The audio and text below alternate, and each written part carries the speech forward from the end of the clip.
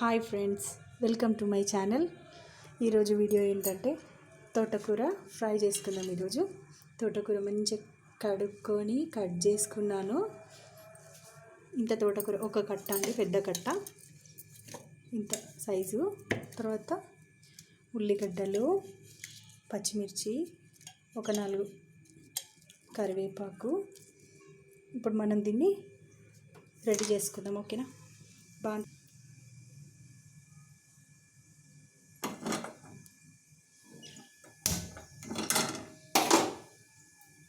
బాగానే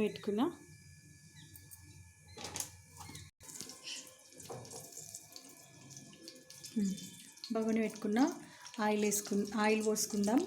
ఇప్పుడు జీలకర్ర, ఇది నా స్టైల్ అండి, అంతే నా స్టైల్ కాబట్టి నేను ఎట్లా చేస్తానో అట్లనే చేస్తా.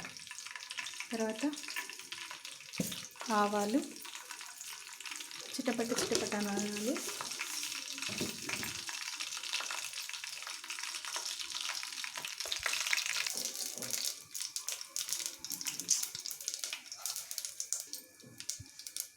చిటపటలు అంటున్నాయి. ఇప్పుడు నేను మిరపకాయలు వేసుకున్నా.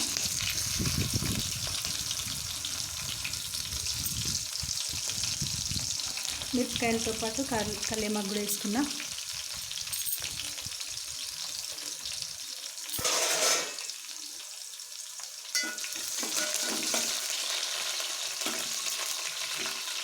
ఆకు సరిగ్గా కలవదు కాబట్టి ఇట్లాంటి గరిటె పెట్టుకోవాలండి.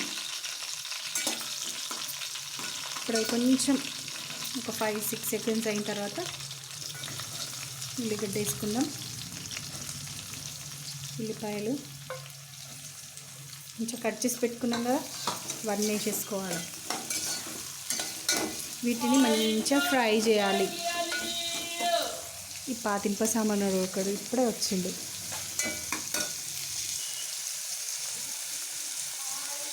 ఇది మనం వేసిన తర్వాత కొంచెం ఇక ఫ్రై అవుతుంది అన్నప్పుడు సాల్ట్ వేసుకుంటుందండి. తక్కువైనా పర్లేదు, కానీ ఎక్కువ అయితే మళ్ళీ కూరలోంచి తీయలేదు కదండి. తక్కువ అయితే మీద నుంచి కూడా వేసుకోవచ్చు. ఎక్కువ అయిపోయింది అనుకో, అది ఎవ్వరికీ రాకుండా అయిపోతుంది. అందుకని ఫస్ట్ చూసుకొని వేసుకోవాలి. మెయిన్లీ ఈ లీఫీ వెజిటేబుల్స్లో, ఈ ఆకుకూరలలో సాల్ట్ తక్కువ పడుతుంది. అది చూసుకొని వేయాలి. పప్పులలో ఎక్కువ పడుతుంది, లీఫీ వెజిటేబుల్స్లో తక్కువ పడుతుంది. ఎందుకంటే ఆల్రెడీ ఆకులల్లో కొంచెం సాల్టీ ఫ్లేవర్ అనేది ఉంటుంది. అది ఆల్రెడీ అందరికీ తెలుసు. చూడండి, కొంచెం ఫ్రై అయినట్టు తెలుస్తుంది కదా. ఇప్పుడు మనం ఈ టైంలో పసుపు వేసుకుందాం. ఓకేనా?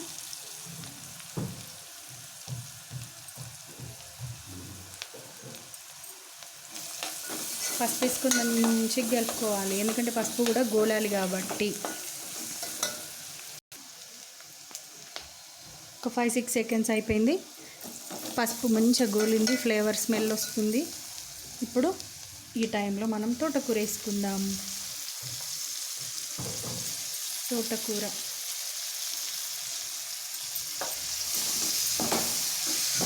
యాక్చువల్గా మనకు ఈ తోటకూర అనేది ఎప్పుడైనా మంచిగా దొరుకుతుందండి మనకి ఇక్కడ. కానీ అదర్ కంట్రీస్లో ఉన్న వాళ్ళకి చాలా కష్టం. మనం వేరే వస్తువులకు వేలు పెడితే వాళ్ళు ఈ వస్తువులకే, తినే వస్తువులకే వేలు పెట్టి కొనుక్కుంటారు. అందుకే మన ఇండియా గ్రేట్.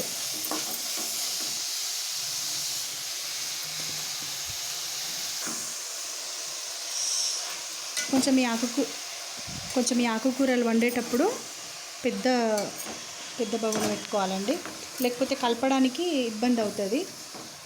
అది చేసి మొత్తం అది గోలిన తర్వాత కొంచెమే అవుతుంది కరెక్టే, కానీ మనకి ఇట్లా ఈ టైం అప్పుడు కలపడానికి ఇబ్బంది అయిపోతుంది. అందుకే చిన్నది పెట్టుకోవద్దు, పెద్దది పెట్టుకోవాలి. మనకి ఇంత కట్ట ఇప్పుడు 10 రూపీస్కి 15 రూపీస్కి దొరుకుతుంది.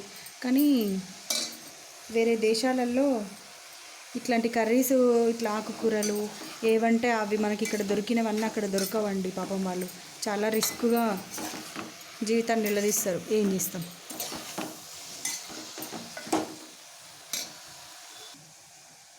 నేను తోటకూర వేసేసుకున్నా కదండి. తోటకూర అది కొంచెం వేగేలోపు మనం ఈ సైజ్ టమాటోలు ఒక 2 వేసుకుందాం, చాలా బాగుంటుంది టేస్ట్.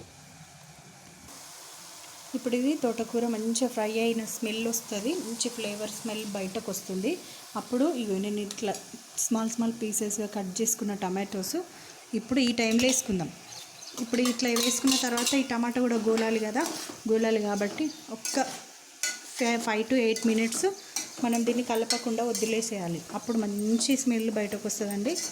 చాలా హెల్దీ. మనం ఇందులో బయట ఏవి వేసుకోలేదు, అన్నీ మెయిన్ మనం తినే మనకు హెల్దీ ఇంగ్రీడియంట్స్ అన్నీ వేసుకున్నాం కాబట్టి, మసాలాలు అవి ఇవి ఏం వేసుకోలేదు కాబట్టి చాలా హెల్దీ రెసిపీ. ఓకేనా?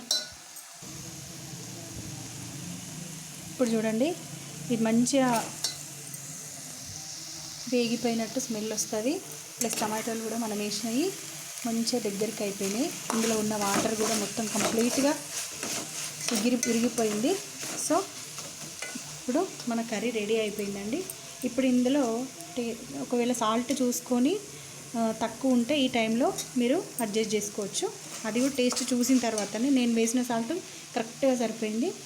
ఇప్పుడు అయిపోయిందండి, మనం స్టవ్ కట్టేసుకుందాం. టేస్టీ తోటకూర రెడీ అయిపోయిందండి, తినడానికి రెడీ. ఇప్పుడు ఇది మనము వేరే దాంట్లోకి ట్రాన్స్ఫర్ చేసుకుందామండి, స్టీల్ బౌల్లోకి. ఇప్పుడు చిన్న స్పూన్ పెట్టుకొని సర్వ్ చేసుకోవాలి. మరి ఈ స్పూన్ ఇందులో పట్టినా కూడా కన్వీనియంట్ ఉండదు కదా.